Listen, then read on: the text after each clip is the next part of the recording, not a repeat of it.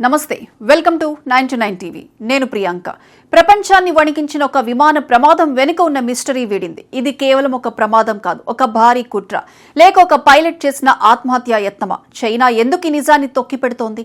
America బయటపెట్టిన ఆ భయంకరమైన data ఏంటి?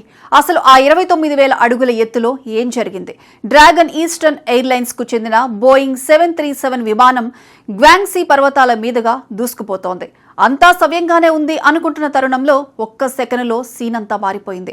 రాడార్ నుంచి విమానం మాయం. 29,000 అడుగుల ఎత్తులో ప్రయాణిస్తున్న ఆ విమానం కేవలం కొన్ని సెకండ్ల వ్యవధిలో నిట్ట నిలువుగా, అంటే ఒక రాకెట్ లా భూమి వైపు దూసుకువచ్చింది.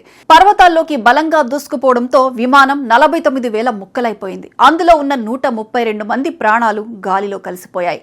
చైనా చరిత్రలోనే ఇది అత్యంత ఘోరమైన ప్రమాదం. కానీ ఇక్కడే అసలు కథ మొదలైంది. సాధారణంగా విమానం కూలిపోవడానికి ఇంజిన్ ఫెయిల్యూర్ లేదా వాతావరణం కారణమవుతుంది. కానీ ఈ విమానం కూలిపోయిన తీరు చూసి ప్రపంచవ్యాప్తంగా ఉన్న ఏవియేషన్ నిపుణులు కూడా షాక్ అయ్యారు. విమానం గాల్లో తేలుతూ పడలేదు, ఎవరో కావాలని ముక్కు నేలకు పెట్టి తొక్కినట్లుగా కిందకు పడింది.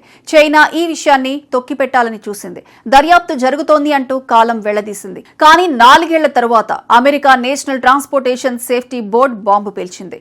బ్లాక్ బాక్స్ డేటాను విశ్లేషించిన అమెరికా అధికారులు ఇది సాంకేతిక లోపం కాదు, ఇది మనుషులు చేసిన పని అని తేల్చేశారు. అమెరికా నివేదిక ప్రకారం విమానం 29,000 అడుగుల ఎత్తులో ఉన్నప్పుడు కాక్పిట్ లో ఉన్న 2 పైలట్లు ముందు ఉండే ఇంధన స్విచ్లు ఒక్కసారిగా రన్ మోడ్ నుంచి కట్ ఆఫ్ మోడ్ కు మార్చబడ్డాయి. అంటే ఇంజిన్లకు వెళ్లే రక్త ప్రసరణ లాంటి ఇంధనాన్ని ఎవరో కావాలని ఆపేశారు. ఇక్కడ ఒక లాజిక్ ఉంది. ఒకవేళ అది పొరపాటున జరిగితే పైలట్లు వెంటనే దాన్ని సరిచేస్తారు, ఎమర్జెన్సీ సిగ్నల్స్ ఇస్తారు. కానీ ఈ కేసులో అలాంటి ప్రయత్నం ఏదీ జరగలేదు. పైగా విమానాన్ని కావాలని కిందకి డైవ్ చేయించినట్టు డేటా చెబుతోంది. ప్రముఖ నిపుణుడు డేవిడ్ సౌసీ ఏమంటున్నారంటే ఇది పొరపాటు కాదు, ఎవరో కావాలని చేసిన విధ్వంసం.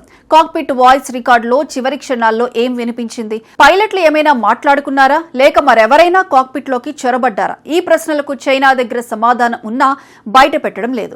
చైనా వైఖరి మొదటి నుంచి అనుమానాస్పదంగానే ఉంది. కరోనా పుట్టుక విషయంలో ప్రపంచాన్ని ఎలాగైతే తప్పుదోవ పట్టించిందో ఇప్పుడు ఈ విమాన ప్రమాదం విషయంలోనూ అదే చేస్తోందని విమర్శలు వస్తున్నాయి.